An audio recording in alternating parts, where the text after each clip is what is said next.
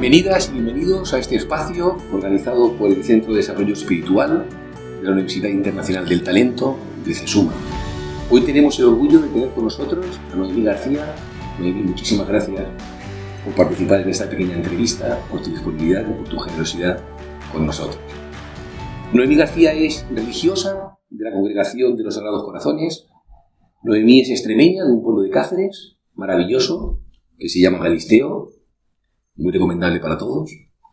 Ella es licenciada en Historia del Arte por la Universidad de Salamanca.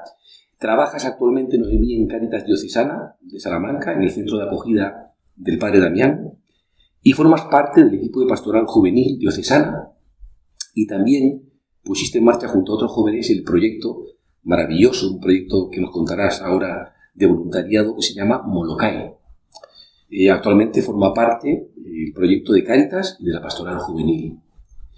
Entiendo que Molokai, aparte de ser una isla de Hawái, pues tendrá, imagino, otras funciones maravillosas. Nos gustaría, Noemí, que nos comentaras, en primer lugar, agradeciendo tu disponibilidad a esta entrevista, que nos comentaras en qué consiste o qué funciones tiene tanto la Casa Padre Damián, la Casa del Centro de Acogida Padre Damián, como el proyecto Molokai.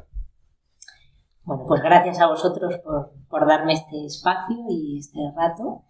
Y nada, Molokai es un proyecto que quiere ofrecer a los jóvenes la posibilidad de hacer un recorrido pastoral, un recorrido de encuentro con Jesús, pero aprendiendo a encontrarte personalmente con los más necesitados, ¿no? Y bueno, pues tiene distintas plataformas de acción.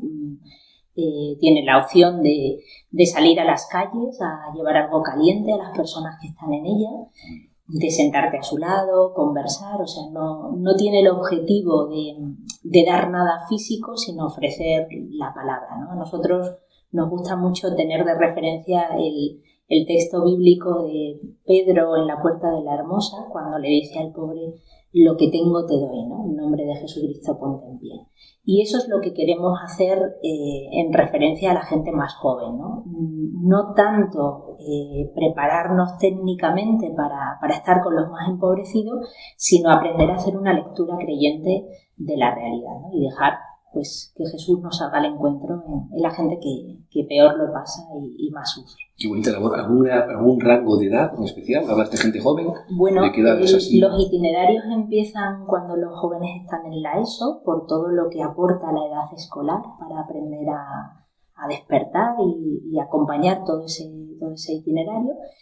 Y luego, sobre todo, trabajamos con el mundo universitario, ¿no? Salamanca es una ciudad universitaria y te permite acoger a jóvenes que vienen de distintos puntos, que eso también nos parecía muy interesante hoy, ¿no? En cuanto a salir al encuentro del joven y no pedirles absolutamente nada, ¿no? Simplemente mostrarles las convicciones y las razones por las que nosotros hacemos esta labor en la ciudad, ¿no?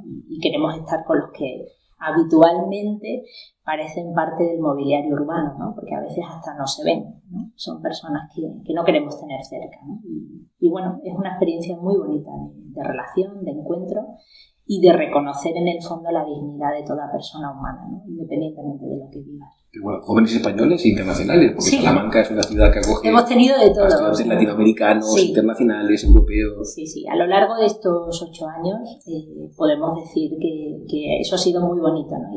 Y desde ahí también engancho a por qué se llama el proyecto Molokai, ¿no? En el fondo, San Damián de Molokai es para nosotros una referencia porque, a pesar de ser, además de ser religioso de los Sagrados Corazones, él en la isla lo que miró fue rescatar que la isla de la muerte se convirtiera en un lugar donde el camino fuera hacia la vida, ¿no? Independientemente de la enfermedad. Y allí logró trabajar con gente muy diversa, de distintas confesiones religiosas. O sea, en esta isla de Hawái que decíamos, eso en Molokai. Eso es. Y él se puso al servicio del hombre, ¿no? En el fondo, desde su convicción religiosa, acogió a todos y supo relacionarse con todos, ¿no? Y para nosotros veíamos que era un referente muy actual hoy, ¿no? Porque cada joven viene con una historia concreta a nivel de iglesia, viene con una experiencia de fe o sin tener experiencia de nada, y nos parecía que éramos como ese espacio para el encuentro, ¿no? Para ser testigos y para hablarles de algo distinto, pero lo mismo, ¿no? Es decir, en el fondo, para muchos jóvenes que venían bastante contrariados con el mundo de la fe, ha sido un espacio de reencuentro y de reconciliación, ¿no? Entonces, bueno, pues desde ahí Damián nos sigue inspirando, ¿no? Qué bueno, para eso. ¿Y qué tiempo lleva? ¿Cuántos años? 8 años. 8 años. 8 años, sí. Sí. Y nada, el centro de acogida Padre Damián tiene mucho más trayectoria en la ciudad, tiene 22 años.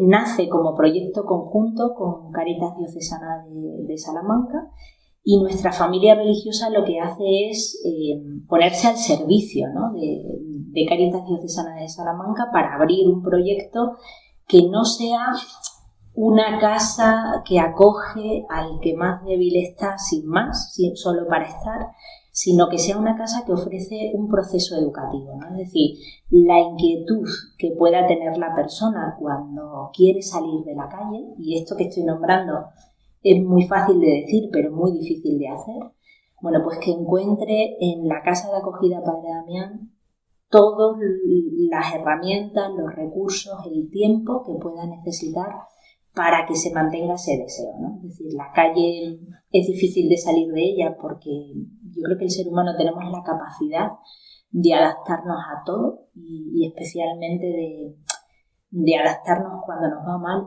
Tenemos capacidad de sufrimiento muy fuerte, y esa actitud de acabar adaptado pues puede provocar que se vuelva crónica, ¿no? La situación del sinhogarismo. Entonces, la labor del centro de acogida Padre Damián es que cuando la persona siente, ¿no?, la necesidad de salir de ahí, encuentre un hogar que lo recibe sin ninguna condición más que el deseo de cambiar, ¿no? No es un centro de baja exigencia, porque aunque la persona esté en consumo activo, sí se le pide que no consuma dentro de la casa, pero sí es un centro donde la parte educativa va desde lo más básico a lo más difícil, ¿no? Es decir, lo más básico es recuperar horarios, porque en la calle se pierden todas las referencias. Las rutinas, la higiene, ¿no?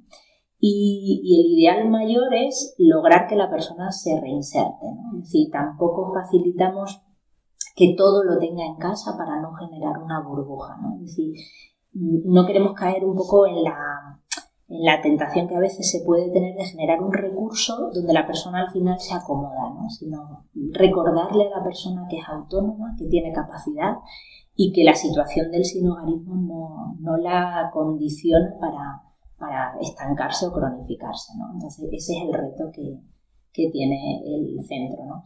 Y uniéndolo a la referencia a Damián, que por eso se llama Damián, nos parecía muy importante, y a nosotras nos ayuda personalmente, el ver cómo Damián no se resigna a que la gente, por el hecho de estar enferma de lepra en Molokai, estuviera condenada a morir, ¿no? O sea, Damián hasta el último aliento de vida ayuda a las personas de Molokai a vivir con sentido, ¿no? Y les recuerda, ¿no?, todo lo que el cristiano de alguna manera se cree, de que la muerte es solamente una puerta que hay que atravesar, ¿no? Bueno, pues para nosotros trabajar en este centro es recordarle a la persona que aunque venga muy herida, aunque venga con muchas dificultades, siempre vamos a apostar porque retome la vida, ¿no? Y porque recuerde que es digna por el hecho de ser hija de Dios, ¿no?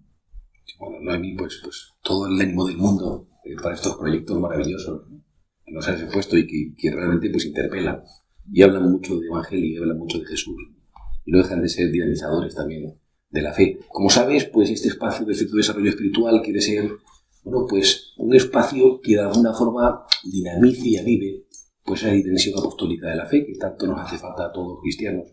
Desde ahí, bueno, pues a través de un portal del Centro de Desarrollo Espiritual, pues queremos bueno, pues a poner a disposición de la comunidad internacional una serie de herramientas que de alguna forma pues dinamicen esa dimensión apostólica.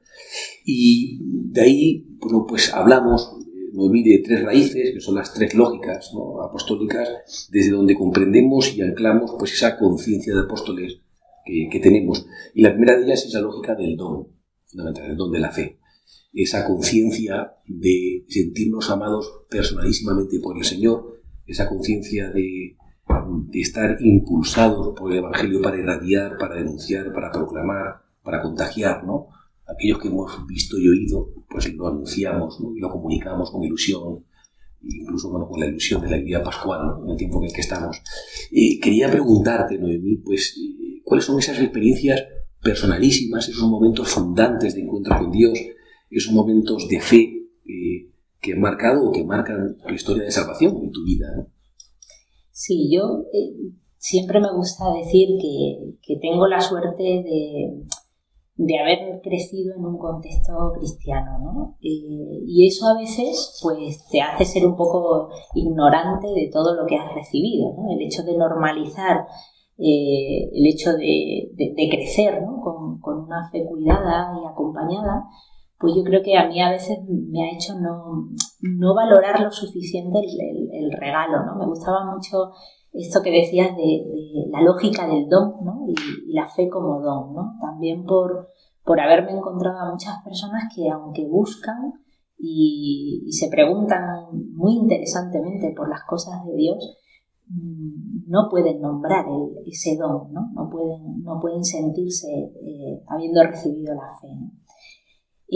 Si yo tengo que hablar de experiencias fundantes de fe, sobre todo tengo que hablar de una, ¿no? Para mí, precisamente por haber crecido en un contexto cristiano, familia creyente, efectivamente, ¿no? Practicante, y en un colegio donde he tenido la suerte de ser acompañada en este campo, lo que marca un antes y un después en mi vida es la experiencia de una Pascua, ¿no? Cuando yo vengo a Salamanca a estudiar a la universidad, se me propone vivir la experiencia de una Pascua, ¿no? En esos momentos yo estoy haciendo mi segundo curso de la facultad y estoy viviendo un momento vital en el que me pregunto muy a menudo por el sentido que tienen las cosas, ¿no? Me pregunto muy a menudo si la carrera que he escogido es la que realmente yo me veo 100% en un futuro ejerciendo la vida laboral en ella. Historia del arte. Sí, bueno, me pregunto muchas cosas, ¿no? Y siento, en ese momento siento también como cierto vacío y desencanto, ¿no? El mundo de la facultad no responde tanto a lo que yo me había imaginado y estoy viviendo como todo ese proceso de salir de un colegio donde he tenido a la mano todo, ¿no? El ocio, el ámbito de la fe, los estudios, y entonces es el salto a la ciudad, y una ciudad que más allá de regalarme, ¿no? el complemento que necesito, como que me cuestiona mucho, ¿no? Y estoy vitalmente, como decía, en esa situación de vacío. Y me voy a la Pascua con ese sentir, ¿no? Bueno, pues no tengo nada claro, pero creo que tengo que cuidar esto, ¿no? Esa experiencia, digo, que marca un antes y un después en mi vida porque me pone patas arriba, ¿no? Es decir, la experiencia de acompañar a Jesús en silencio, en el sentido profundo de vivir cada día profundizando, ¿no? En lo que significa, bueno, pues en un Jueves Santo todo lo que implica el amor y el servicio, en un Viernes Santo la adoración, la cruz, ¿no? Para mí todo lo que estaba en duda adquiere como una lectura nueva, ¿no? Y ahí tengo una experiencia bastante fuerte de Dios, y ahí decido confiarle enteramente en mi vida, ¿no? Y no dudar. Y yo creo que eso es lo que va a acompañar todo lo que es después toda mi trayectoria creyente y vocacional, ¿no?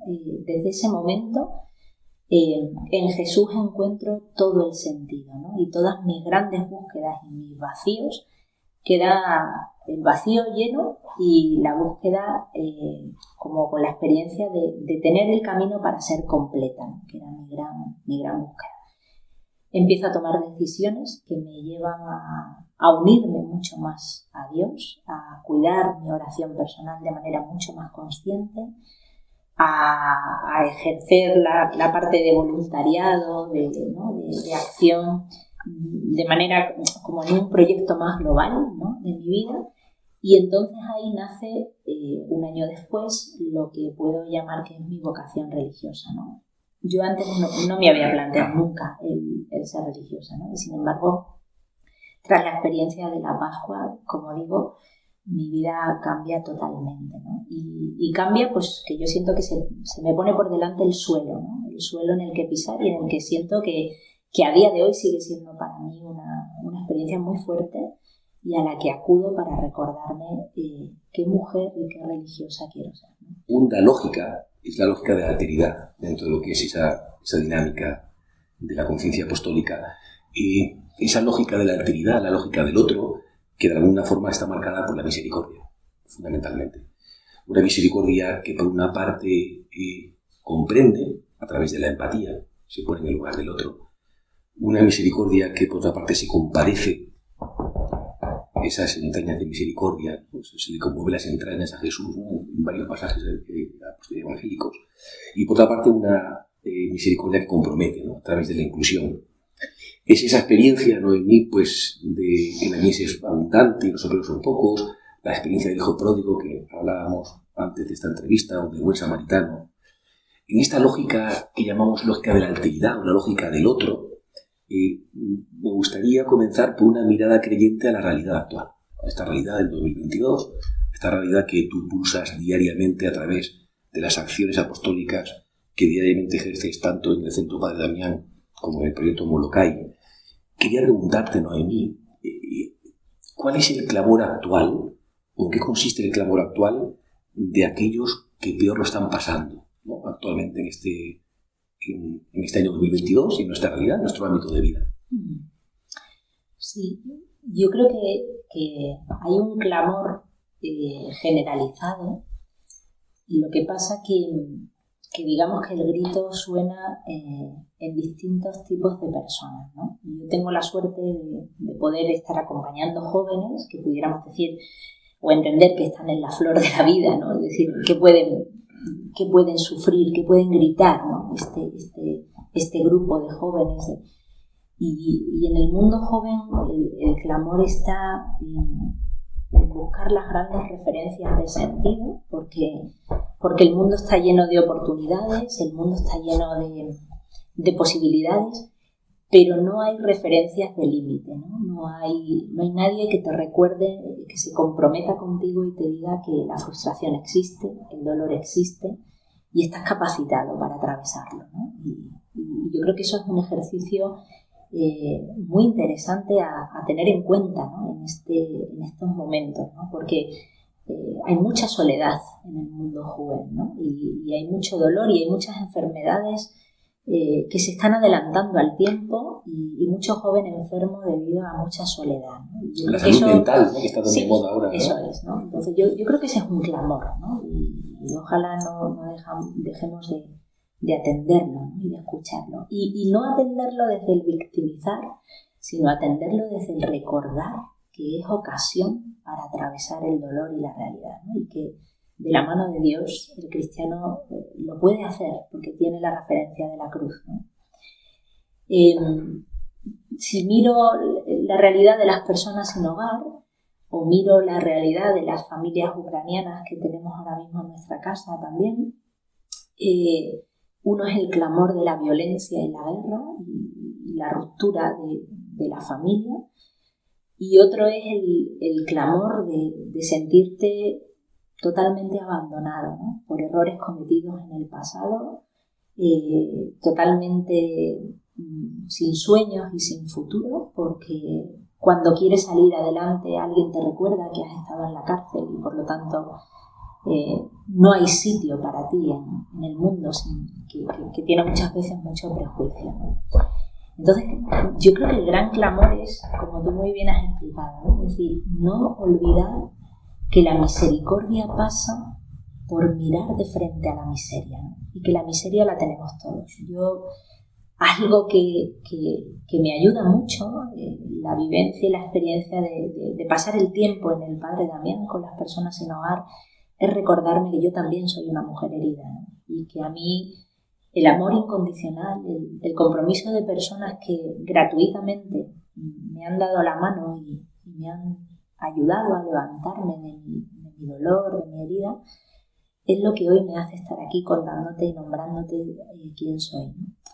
Y creo que eso es muy importante hacerlo también con el otro, ¿no? Tenga la edad que tenga y haya pasado por la situación que haya pasado.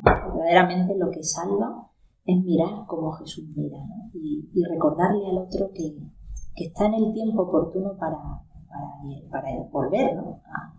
A la normalidad, a sus sueños, a ser mejor, cada uno en lo que puede asumir, ¿no? De alguna forma que allí donde estés y como estés, eres destinatario del amor de Dios. Eso es. De una u otra forma, ¿no? Y eres hijo, ¿no? Eso es. Con toda la garantía y toda la...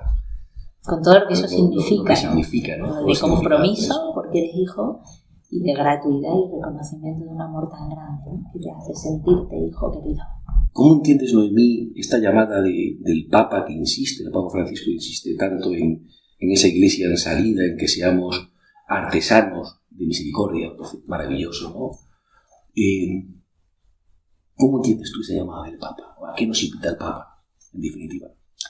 Yo creo que este Papa que tenemos es, bueno, por muchas cosas es un regalo, pero creo que es un hombre como que está sabiendo acertar a cómo hablar a la sociedad actual y cómo hablarnos a los que formamos parte de la Iglesia, ¿no? Y este recordatorio que nos hace de ser una Iglesia accidentada y de ponernos sin miedo a salir, yo lo entiendo en la clave de que como seres humanos que somos tendemos a quedarnos conformes con pequeñas acciones, ¿no? Yo como religiosa puedo adaptarme a creer que ya lo tengo todo hecho, ¿no? Por el hecho de participar, de vivir en comunidad, una comunidad que quiere ser abierta y estar unas horas en el centro de acogida Padre Damián con los más descartados de la sociedad, ¿no? Pero para mí la llamada del Papa a ser iglesia en salida es a que no me quede con eso, ¿no? Es decir, yo sé que puedo acostumbrarme a hacer de mi jornada diaria una jornada laboral y acabar, entiéndeme con muchas comillas esto, ¿no? Cosificando a las personas, rutinizando mi día a día y al final viviendo pues de ideas, ¿no? La idea de cómo se tiene que trabajar en Cáritas, la idea de qué tiene que hacer la persona para salir de tal situación. Claro, ser iglesia en salida y llegar a esa dinámica de la compasión implica que yo haga ese ejercicio que has descrito, ¿no? Es decir, pasar de lo que la cabeza dice a lo que el corazón me está contando, ¿no? Y lo que el corazón me cuenta cuando miro a una persona en el centro es que aunque yo sé qué tiene que hacer para salir de ahí, a lo mejor no puede, ¿no? O no puede hacerlo en el tiempo que yo creo. Pasar de la cabeza al corazón implica que yo me tengo que revisar, ¿no? Y yo tengo que rezar y mirar con tiempo, con esa mirada contemplativa, lo que es la realidad que me toca habitar y vivir, ¿no? Esa contemplación en el conflicto, ¿no? Claro. Y ser una iglesia en salida, para mí también es pasar fronteras, ¿no? Y salir de lo que pueden ser mi ámbito de confort, ¿no? Es decir, intentar ir más allá y como decía antes, revisarme, ¿no? Cuando me cuesta hacer algo, preguntarme por qué, ¿no? Y yo creo que el Papa nos mueve mucho como también a ser un poco de frontera, ¿no? O sea, como ir un poquito más allá, ¿no? Y tener el ideal mucho más fuerte que ese realismo de hasta aquí tenemos que hacer, más no se puede, ¿no? Sino, yo creo que es como ese volver a Jesús, ¿no? Y volver a decir, no importan los medios, no importa cuántos seamos, lo que importa son los cómo, ¿no? Y los cómo van siempre de la mano de Dios, ¿no? Y mi experiencia por lo menos es que de la mano de Dios siempre el ideal está ahí rozando la locura, ¿no? Ese escándalo, ese llamar la atención porque es un poquito locura, ¿no? Yo creo que va por ahí. El Evangelio en varios momentos habla de de esas entrañas de misericordia, ¿no? Cómo a Jesús se le mueven las entrañas de misericordia en diferentes pasajes. Hay una imagen que a mí personalmente ha marcado mi historia de salvación también, y ha sido un momento fundante para mí, que es la imagen del hijo pródigo.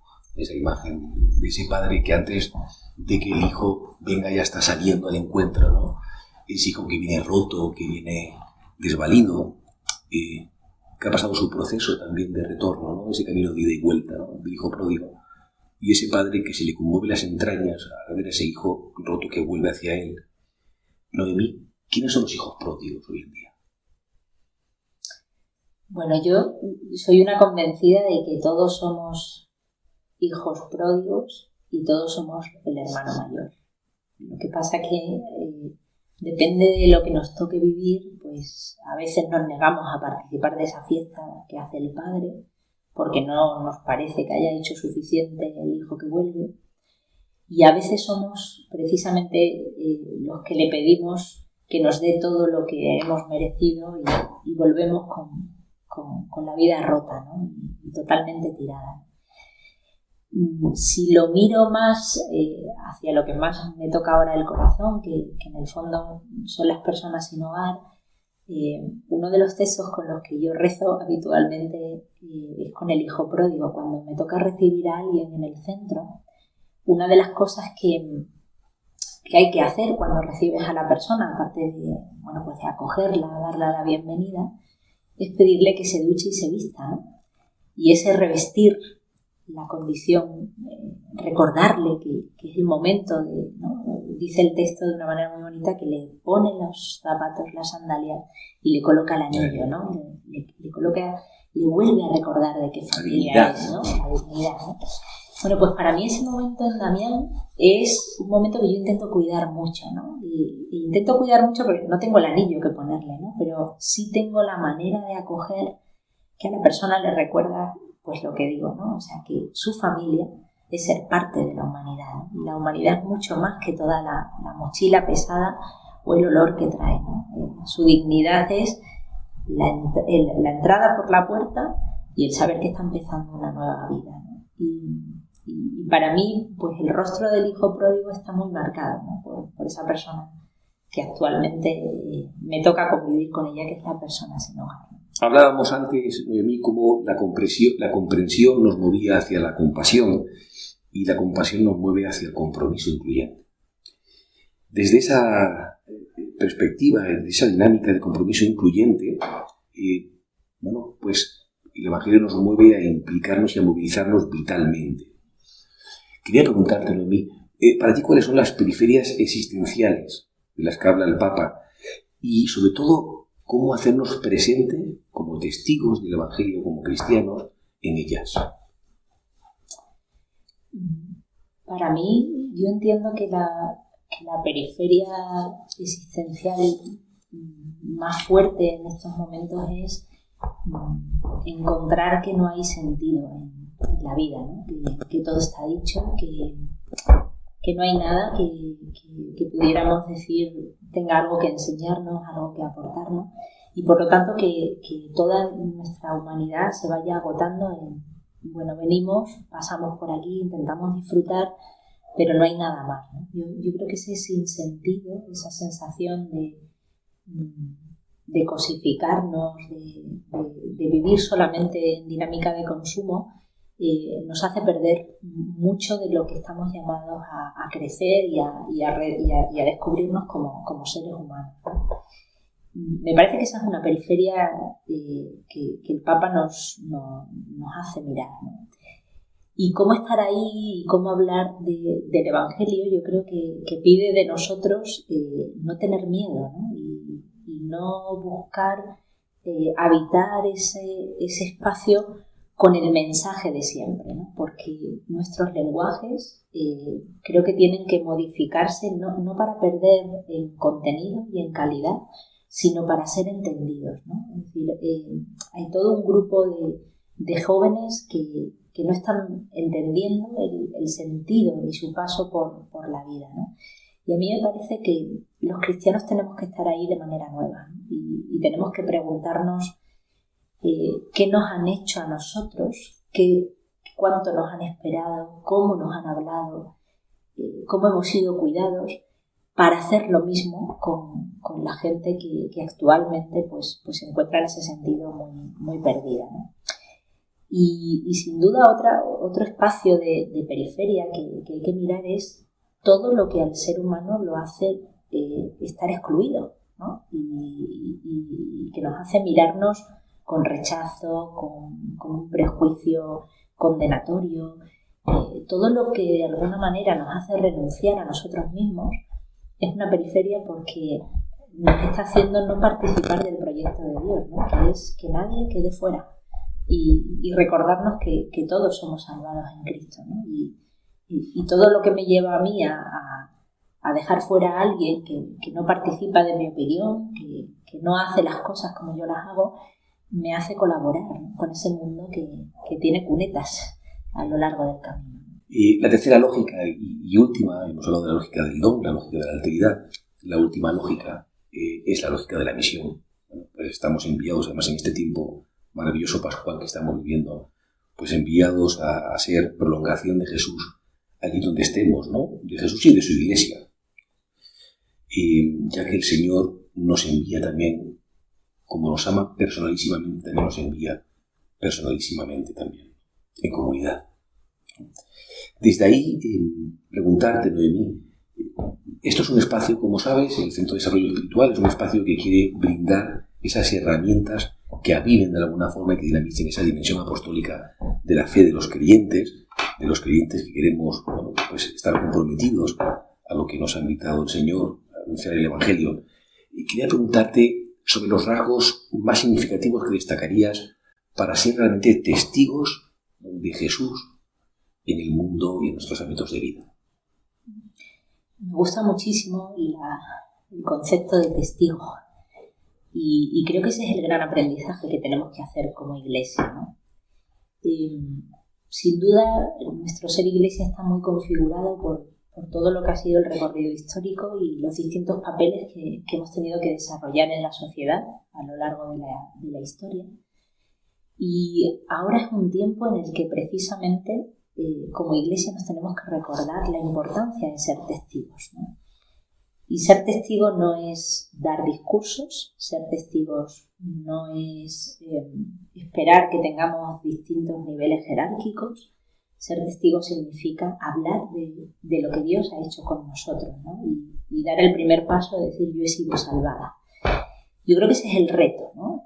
Cuando somos capaces de dar razón de lo que Dios ha hecho con cada uno de nosotros, las personas nos escuchan de manera muy distinta y las personas se hacen preguntas, ¿no? Y decir, ¿quién es ese del que me estás hablando, ¿no? Solamente así podremos volver a unificar a Jesús con su iglesia, ¿no? No tiene sentido hablar por separado, ¿no? Y sabemos que actualmente mucha gente se distancia de la iglesia, pero dice ser seguidor de Jesús, ¿no? Correcto. Yo creo que ese sentir de compartimento estanco, la gran tarea del cristiano es volver a unificar, ¿no? Y volver a la unidad. Y la unidad no es uniformidad, es decir, podemos tener maneras diferentes. Diferentes carismas. Claro, diferentes carismas, ¿no? Pero sí es muy importante estar en lo esencial, ¿no? Y lo esencial pasa por eso, ¿no? Ser testigo es dar razón de lo que Dios ha hecho contigo, ¿no? Y un poquito lo que te decía antes, ¿no? Revisar el lenguaje, ¿no? Hay lenguajes que son excluyentes. Actualizarlo. Claro, actualizarlo, hacerlo comprender, ¿no? Es decir, si la gente está buscando cómo hacerse entender en ámbitos mucho más, a mi juicio, irrelevantes, ¿no? Sí. ¿Cómo nosotros no vamos a hacer ese camino, ¿no? Porque falta mucho contexto y falta mucho contenido para conocer a Jesús, ¿no? Y la manera de que se pueda dar el encuentro es que el lenguaje pueda ser entendido, ¿no? Y pueda ser acogido. Noemí, muchísimas gracias por haber participado en estas entrevistas, gracias por tu testimonio de fe, gracias por tu vida, que es un regalo para todos nosotros, y de verdad, pues, estás más que invitada a este espacio siempre. Gracias a vosotros y un placer este rato que hemos compartido. Muchas gracias. Gracias.